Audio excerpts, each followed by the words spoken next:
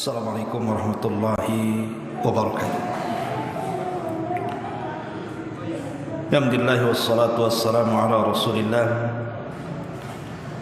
wa ala alihi wa sahbihi wa mawalah wa la hawla wa la quwata illa billahi wa ba'd. Alhamdulillah, di malam hari ini kita bisa melaksanakan salat tarawih berjamaah. Dan kajian di malam hari ini sedikit faedah berkenaan dengan syariat zakat. Karena biasanya ada orang yang memilih mengeluarkan zakat itu di bulan Ramadan. Tentu karena mengingat pahala yang berlipat ganda di dalamnya, sehingga banyak kaum muslimin yang kemudian memilih waktu haulnya itu dipertepatkan dengan bulan Ramadan. Namun yang ingin saya jelaskan adalah, apakah zakat ini semua orang boleh kita salurkan, ataukah ada orang-orang yang tidak berhak dan tidak boleh menerima zakat?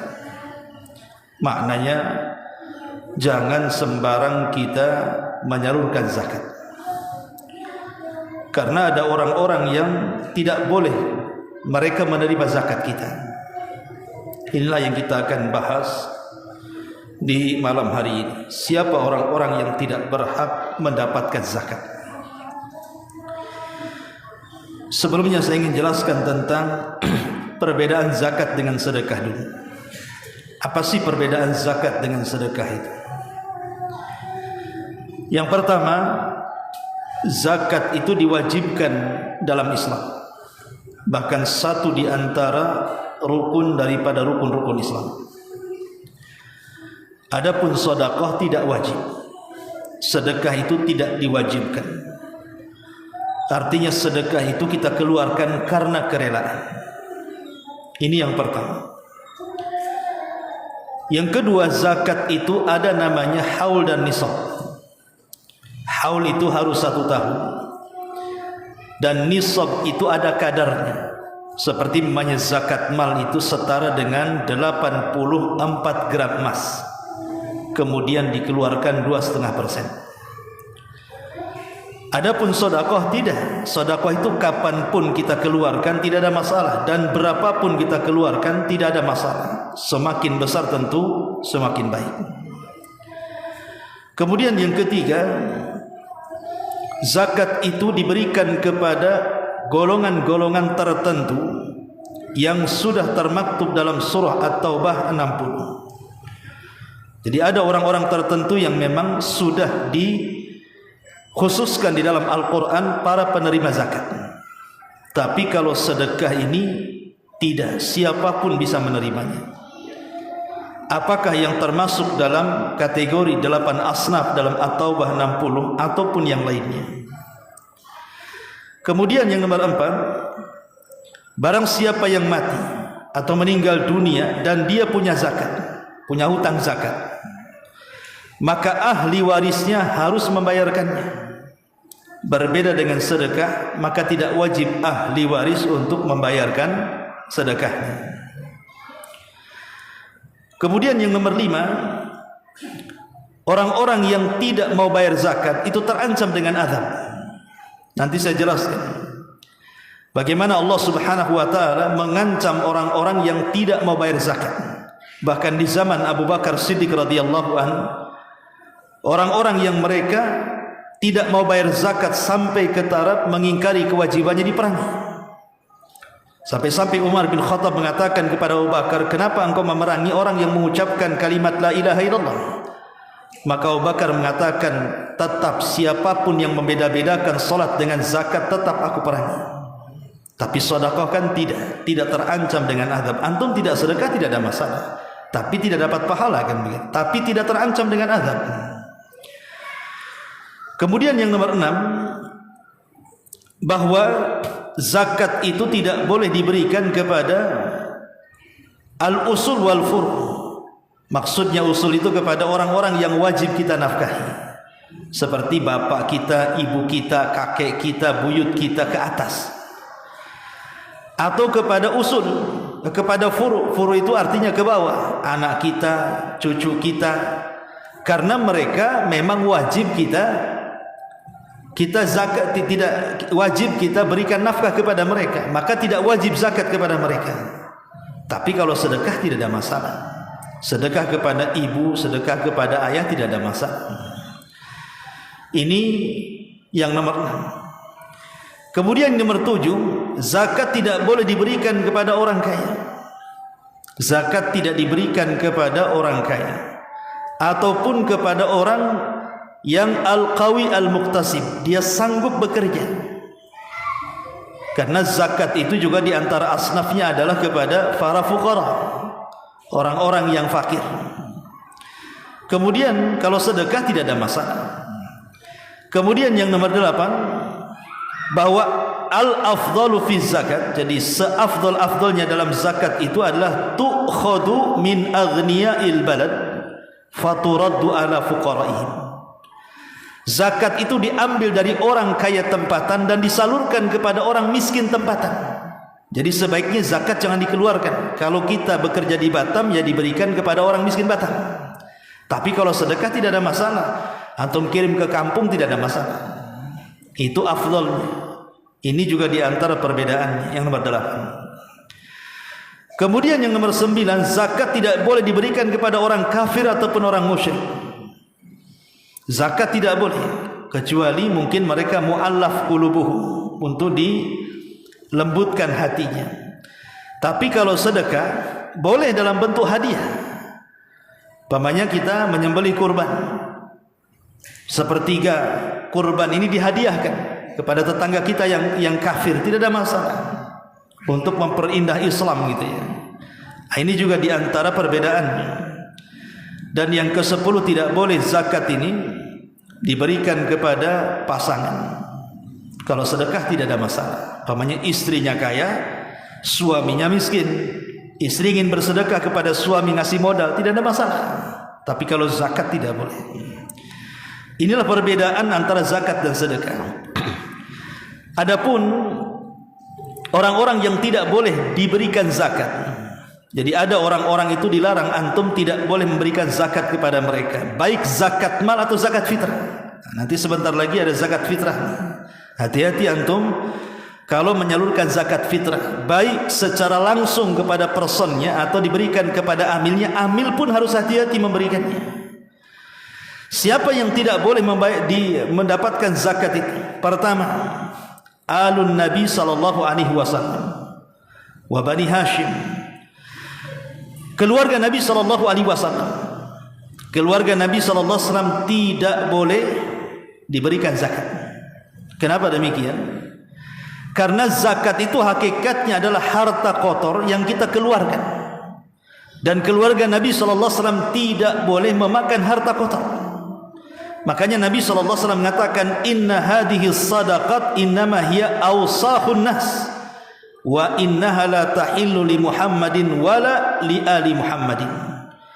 Sesungguhnya sedekah ini, baik zakat ataupun sedekah, tidak sebuah kotoran dari harta-harta manusia, dan tidak halal bagi Muhammad dan keluarganya menerima zakat ataupun sedekah.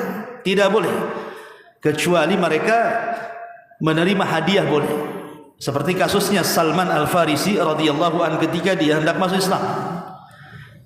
Dia melihat Nabi sallallahu alaihi wasallam, kemudian dia teringat dengan ramalan pendetanya tentang ciri-ciri Nabi sallallahu alaihi wasallam. Salah satunya adalah dia tidak menerima sedekah dan hanya menerima hadiah. Ketika diberikan sedekah Rasul menolak, ketika diberikan hadiah Rasul menerimanya. Makanya kalau antum ingin mengetes sama Habib-Habib itu yang aku turunan Nabi itu, kasih saja zakat, kasih sedekah. Kalau menerima, ini palsu Habibnya nih. Karena keluarga Nabi tidak dapat zakat dan sedekah. Kalau dia tolak, berarti mungkinlah kan gitu ya, hadiah. Tapi jangan kasih sedikit, kasih banyak. Kasih 100 juta, ini sedekah. Mikir dia kan, terima enggak? Terima kan itu.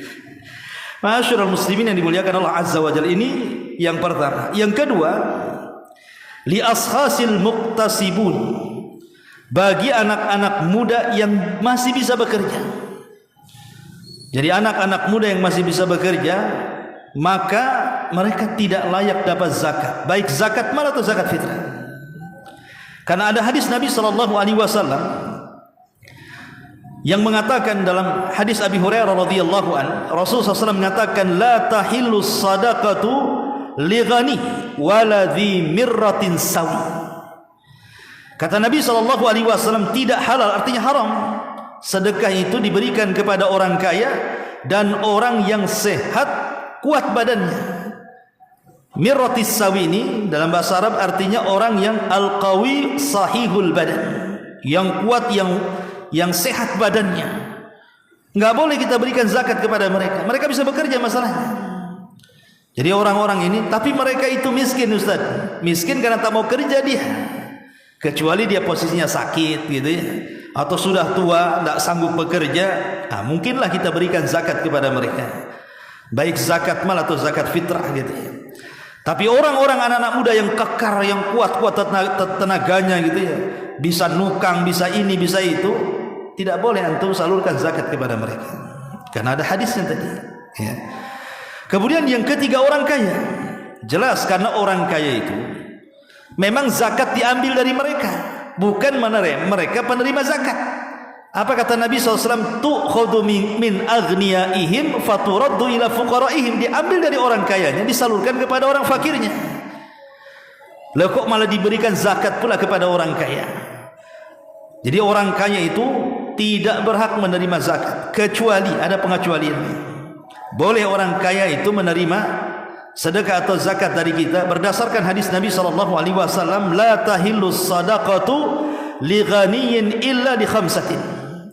Tidak halal artinya haram, orang kaya itu menerima harta kecuali karena 5 perkara.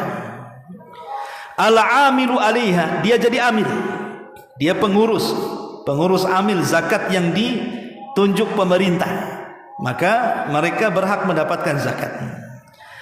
Ataupun kata Rasul, wa rajulun ishtaraha bimalihi, atau orang kaya bangkrut karena membantu orang, akhirnya dia bangkrut. Ataupun gharim, orang kaya yang kelilit hutang. Au ghazin fi sabilillah, atau orang kaya yang hendak berperang di jalan Allah. Au miskin tasaddaqa alaihi fa uhdiya minha li ghani, ataupun orang miskin yang menerima zakat kemudian dia menghadiahkan kepada orang kaya, maka boleh orang kaya menerima harta seperti ini. Tapi dasarnya orang kaya itu tidak berhak mendapatkan zakat. Tidak boleh antum zakat fitrah atau zakat-zakat yang lainnya diberikan kepada orang kaya. Ini yang ketiga. Yang ketiga. Yang keempat, orang-orang kafir. Orang kafir tidak boleh menerima zakat berdasarkan ijma' kesepakatan para ulama. Tidak boleh. Kecuali ada pengecualian, kalau seandainya dalam rangka untuk melembutkan hati mereka, dan itu masuk pada mu'allafatu qulub, orang yang dilembutkan hatinya. Nampak nih orang ini mau masuk Islam nih, sudah ada tanda-tanya dapat hidayah nih, mau masuk Islam. Untuk makin cepat dia masuk Islam, kasih zakat. Itu kalau memang hendak melembutkan. Tapi kalau orang kafirnya sama saja, dikasih zakat nggak dikasih zakat juga nggak masuk Islam, ya buat apa kasihkan orang Islam? Ya, bagus orang Islam gitu daripada kepada orang kafir. Termasuk juga yang nomor 5, orang fasik. Ini khilaf ulama, tetapi yang rajih wallahu alam, orang fasik tidak menerima zakat walaupun dia miskin. Jadi hati-hati nih antum kalau nyalurkan zakat, nampak tuh di pojok sana itu miskin susah, tapi sholat pun tidak, judi kencang, ngadu ayam ya, kan itu. Ini buat apa? Kecuali kalau kita niat untuk anak-anaknya, karena dosa bapaknya kan tidak mungkin mengalir ke anak-anaknya.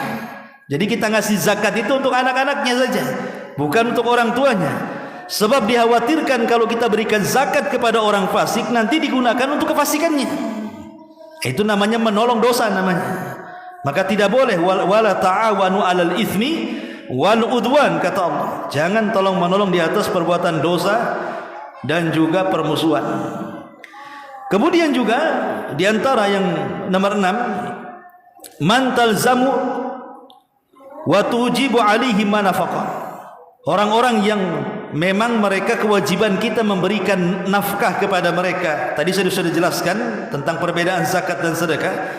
Lah di antara asnaf atau orang-orang yang tidak boleh mendapatkan zakat adalah orang-orang yang memang mereka berada di lingkungan kita dan memang wajib kita berikan nafkah kepada mereka, seperti istri kita, anak kita, orang tua kita. Itu sudah kewajiban kita memberikan nafkah kepada mereka, maka kita tidak boleh zakat kepada mereka karena kewajiban kita gitu. Kalau zakat kan setahun sekali, kalau nafkah kan tiap hari. Makanya kemudian orang-orang seperti ini tidak boleh mendapatkan zakat. Kemudian yang nomor 7, orang yang sudah meninggal.